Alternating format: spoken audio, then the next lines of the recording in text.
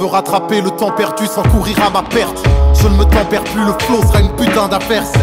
Je me suis endurci dans le nord-est de la ville, comme un putain de building construit avec de l'argile. C'est à une vitesse inférieure que ton corps se forge. Vas-y, comment ça va? Ça va et toi? Bien, bien. P-Town dans les bacs. Ouais. T'es comment là? T'es soulagé parce que c'est la fin du cheminement de production ou t'es un petit peu impatient d'avoir les retours, les premières données chiffrées? Je suis en fait, quand j'ai fini le projet, c'est là que j'étais vraiment soulagé. Quand voilà, il était achevé. Je pense que pour un artiste, c'est quand les gens le découvrent, en vrai, ton projet, il est déjà mort, en quelque sorte.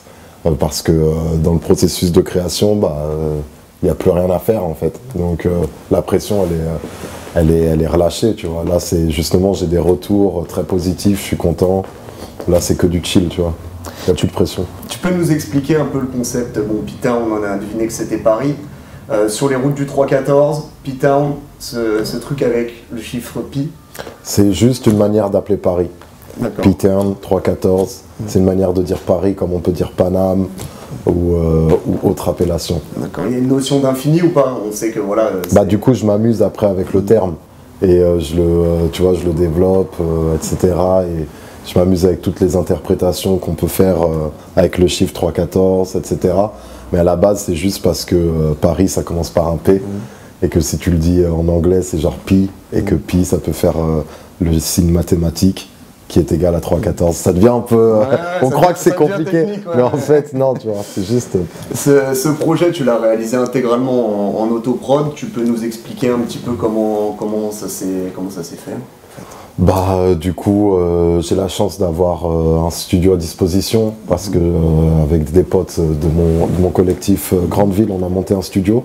Ouais. Donc déjà pour l'enregistrement, je suis plutôt tranquille, pas trop de pression. Donc j'enregistre tranquille quand je veux. Voilà. Ensuite, avec un pote d'enfance aussi qui est mon ingénieur du son. C'est lui qui a fait tout le mixage de l'album, beaucoup d'arrangements et qui m'a accompagné dans la réalisation. Et donc on travaille en famille et on fait ça voilà, avec ceux avec qui on a toujours bossé. Et donc ça s'est fait dans mon coin, entre le Grandville Studio, un peu à New York avec mon ingénieur du son qui est à New York maintenant. Et voilà. Est-ce que tu peux me parler justement de Grandville, qui est en gros ton collectif de base, mais qui est aussi la structure dans laquelle tu bosses, qui te permet justement d'avoir ce statut d'indépendant et de pouvoir faire les choses correctement? Grandville, c'est un collectif de potes où il y a plein de gens qui font plein de trucs, que ce soit dans la musique ou non. Et c'est avant tout un groupe de potes, tu vois, comme on peut mettre un nom sur son groupe de potes ou pas, tu vois. Et Grandville Studio, c'est 4 associés dont je fais pas partie, mais qui sont que des gars de Grandville qui ont monté ça. Et du coup, moi, ça me permet d'avoir une base pour enregistrer, mais je fais pas partie du business, par exemple, du Grandville Studio. C'est un studio ouvert au public. Tous ceux qui veulent y aller sont les bienvenus. Et voilà, moi, je me consacre que au rap. Que au rap. Enfin, au sein de Grandville, est-ce qu'il y a des gens autres que du 19 ou c'est vraiment les racines? C'est 19e, 20e, 18e, Pantin. D'accord. Et au sein de Grandville, il y a ton groupe, Cool Connection. Exactement. Ça en est où, votre duo avec Esso? Parce que lui, on sait que il est dans le rap, puis finalement après il en sort un peu, puis il revient, là il est sur le projet. Ouais, il est sur mon projet, il a été sur le projet d'FG, sur le projet de Dean, sur le projet d'SPM. Il est souvent sollicité pour des featuring parce que tout le monde veut l'avoir, vu que c'est un excellent rappeur. Et après, de son côté, là, il continue de faire du son, d'écrire. Il a enregistré quelques trucs. Moi, je suis son manager maintenant, donc je peux parler en son nom. Là, il est en train de bosser. Prépare ça en sous-marin et ça va arriver lourd. Et ça permettra aussi de refaire plus de son Cool Connection. Mais là, c'est son tour aussi de briller un peu en solo, je pense, tu vois. Il y a un autre collectif auquel tu appartiens, c'est l'Entourage. Comment tu as rencontré les membres, sachant que pour le coup, là, c'est plus trop la même zone géographique Ouais, là, c'est tout Paname. Ouais. Notre point commun, c'était d'aimer rapper, tout simplement. Et dans une période où le rap était beaucoup moins à la mode quand même, il y a eu un petit creux. Et du coup, on n'était pas tellement nombreux à être dans ce délire-là en plus de rap.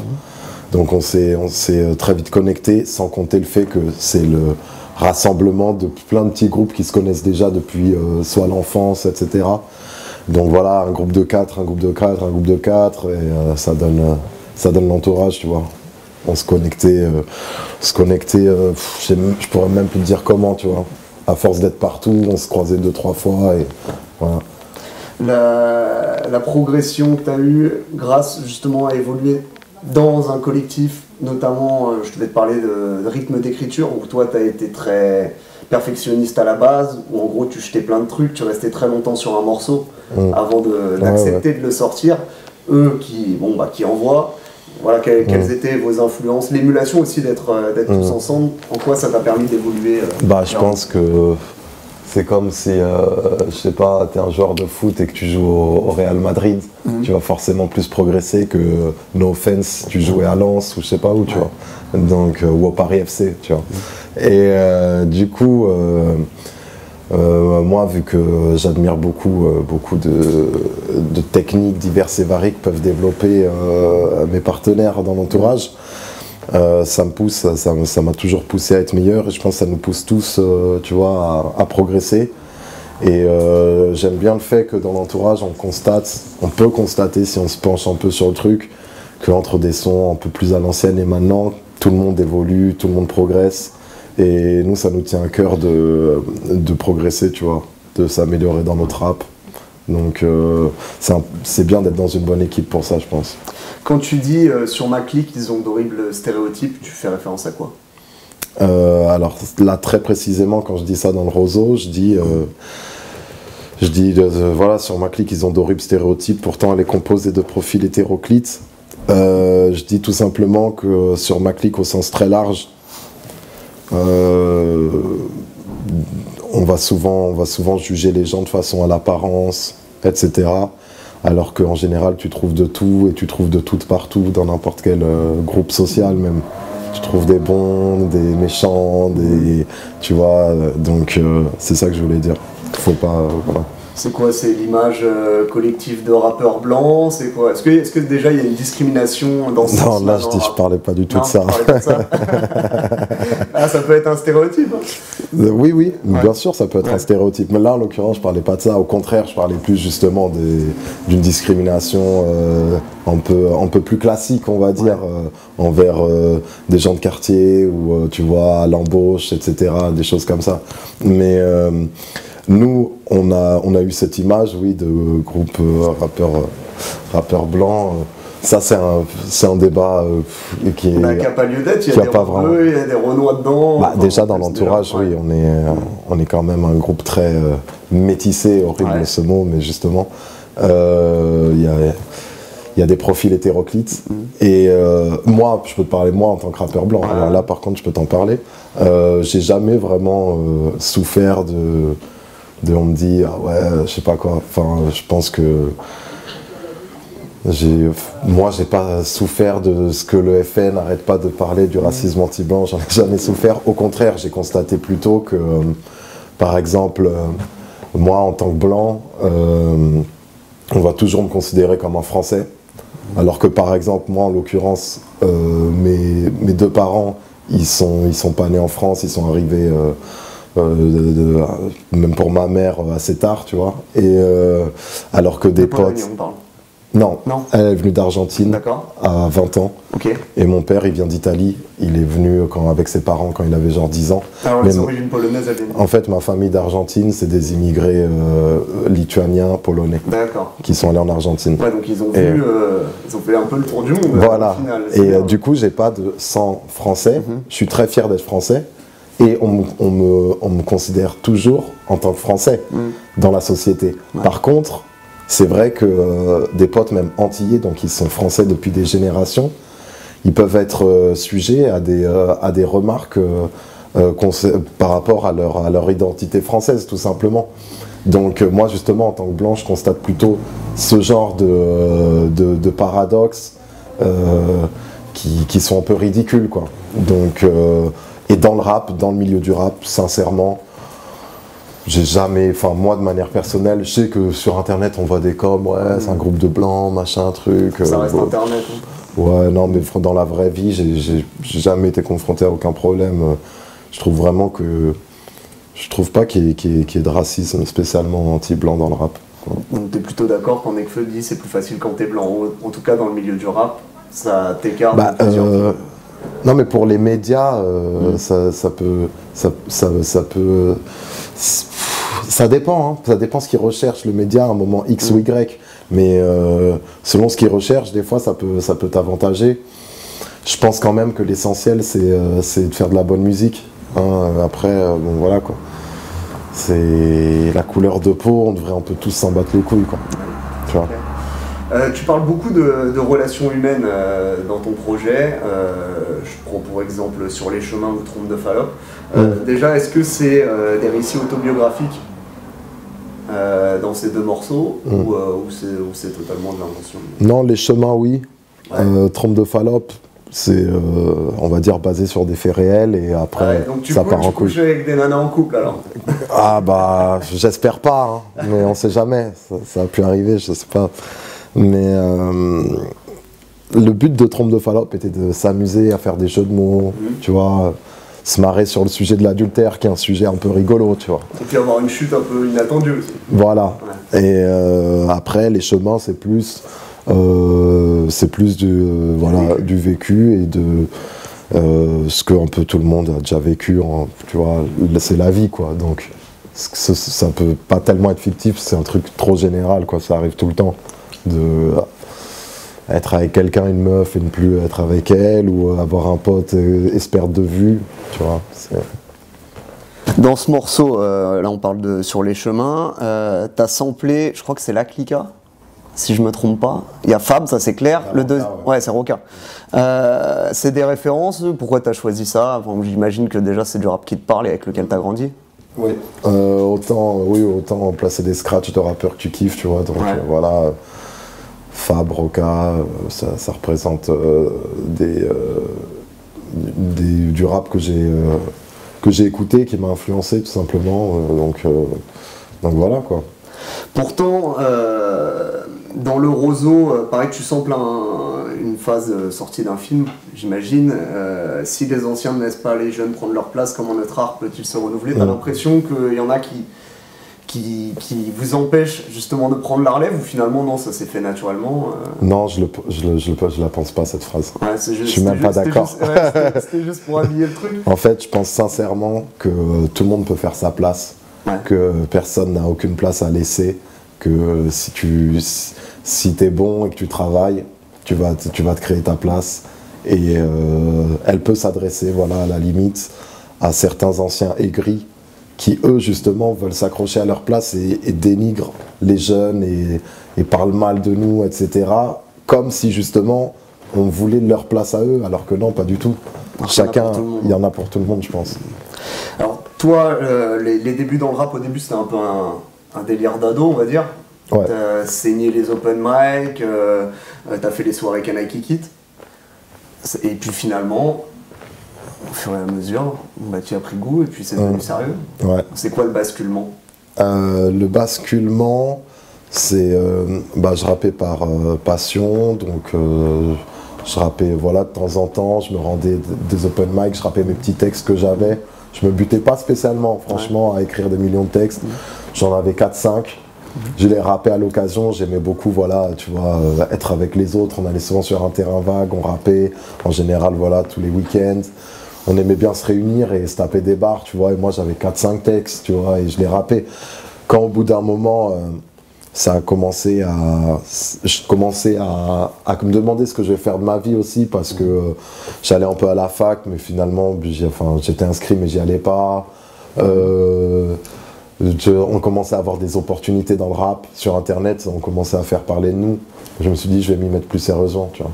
Quel rôle a joué les rap contenders là-dedans? C'est un peu là que les membres de l'entourage, en tout cas pour le grand public, ça a éclaté, même si vous Vous avez fait de la musique avant de faire des battles? Ça dépend vraiment pour quel membre, parce que Nekfeu, il faisait déjà bien parler de lui. Mais moi, ouais, ça m'a servi vraiment de tremplin. Et, ça m'a fait découvrir à plein de gens. Simplement. Et donc du coup, là, vous envoyez des trucs assez salaces quand même dans ces battles-là, mais on a quand même l'impression que vous êtes tous potes. Oui, même vous perdez pas de vue, il y a eu des collaborations avec des gens qui se sont affrontés. Ouais. L'ambiance était comment? Parce qu'on se dit putain quand même c'est tendu, ça insulte les darons.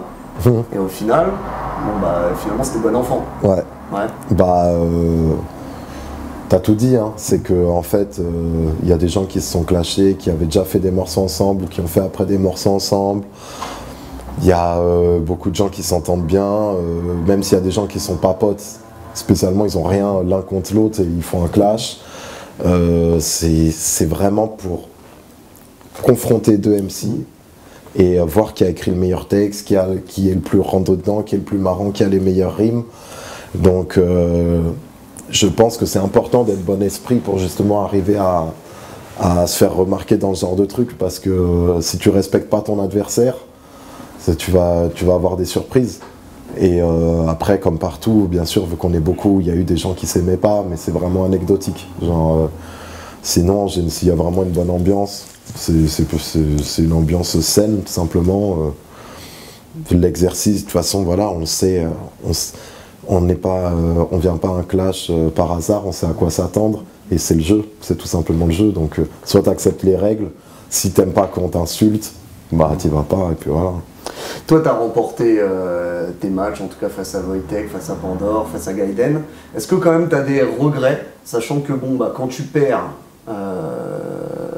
ce genre de battle et que c'est vu par des millions de personnes sur Internet, ça peut bousiller quelqu'un. Tu vois? Est-ce qu'à un moment tu t'es dit, bon, peut-être là j'y suis allé fort, non, l'idéal. J'aime pas les conséquences que ça a pris.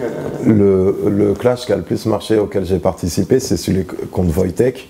Aussi parce que justement Wojtek fait une excellente prestation et que du coup c'est serré et que du coup c'est bien pour le clash, pour notre clash à nous deux. Ça fait que le clash est d'autant plus appréciable.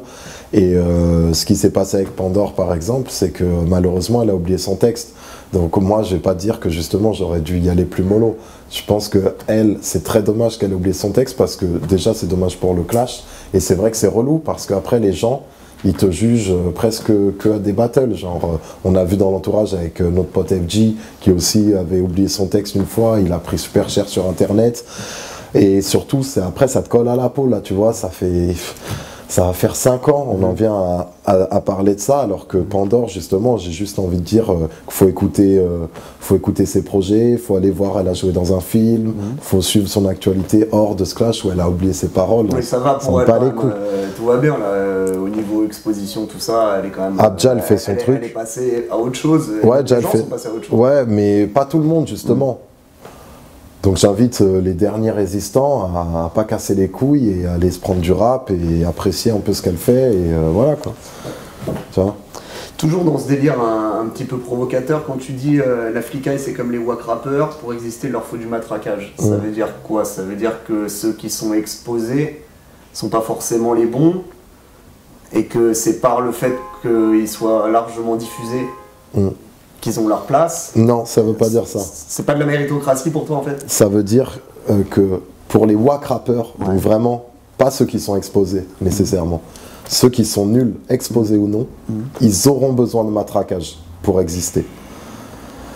Un rappeur que je considère bon, il n'aura pas besoin de matraquage, même s'il n'est pas matraqué, il aura de l'impact dans l'underground, il aura du public, il aura du respect, il aura des gens pour apprécier ce qu'il fait. Mais un mec qui est wack, genre, il aura besoin de matraquage, et en effet, on en retrouve aussi qui sont... on en a retrouvé dans toutes les époques, d'ailleurs c'est un truc classique, au bout d'un moment, un gros matraquage, que ce soit dans le rap, dans la variété, dans ce que tu veux, ça permet aux gens de consommer de la grosse merde. C'est pas une surprise, voilà. Mais tous les rappeurs exposés, bien au contraire, et fort heureusement, ne sont pas des wack. Beaucoup viennent d'un truc, genre, tu vois, ils ont fait leurs preuves sur le terrain, Et c'est pour ça qu'ils sont arrivés. Et c'est pour ça qu'ils sont arrivés là-haut. Ceux que tu as choisi pour figurer sur le projet, bah, c'est pas des WAC, clairement. Bon, bah, déjà, Merci. Tu as choisi ton acolyte Esso, tu as choisi Bonnie Banane. Je vais te parler de Freddie Gibbs, évidemment, parce que bon, bah, c'était une excellente surprise pour plein de gens. Comment s'est faite la collaboration? Parce que toi, tu es allé à New York. Bon, lui, il n'est pas de New York, mais bon, ça aurait peut-être pu rapprocher le truc. Tu es allé à New York pour enregistrer, mais finalement, c'est en France que tu as eu la connexion.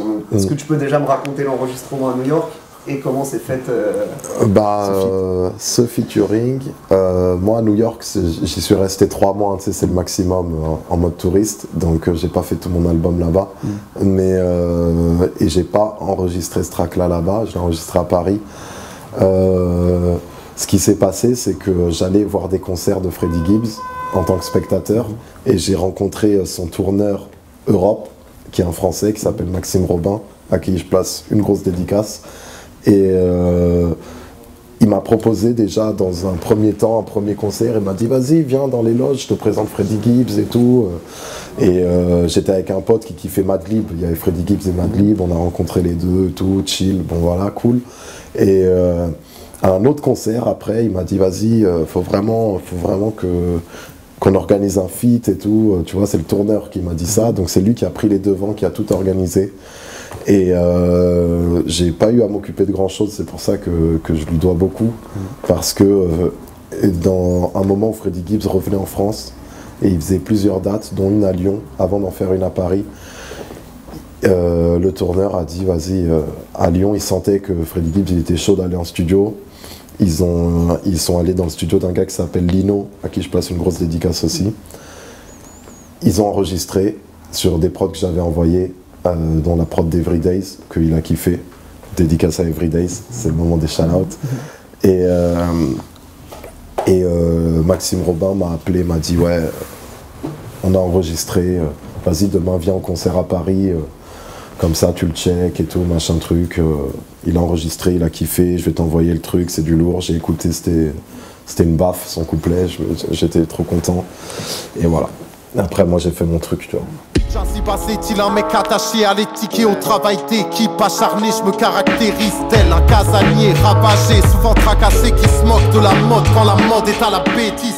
Si eux ils veulent de l'ambiance, il faut qu'ils sachent bien que le seul moyen, ce sera d'autoriser une première association d'ultra, de vrai ultra, parce qu'il faut avoir la culture ultra, et là tu auras de l'ambiance. Sur ma clique, ils ont d'horribles stéréotypes. Pourtant, elle est composée de profils hétéroclites. C'est la bosnière ségovine quand je démolis les néophytes. On a proscrit les égoïstes lors de sorties de cérémonie. On est trop vite des terroristes à leurs yeux, comme des pratiquants syriens.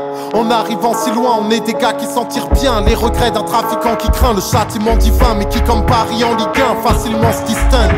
Dans ce monde où la raison recule, j'aimerais éclairer les consciences, mais je suis qu'un rayon de lune. Quand je sens le danger, je fais le saut de l'ange. Me dire qu'il est temps de changer, c'est comme me parler dans une autre langue. On se reposera quand on aura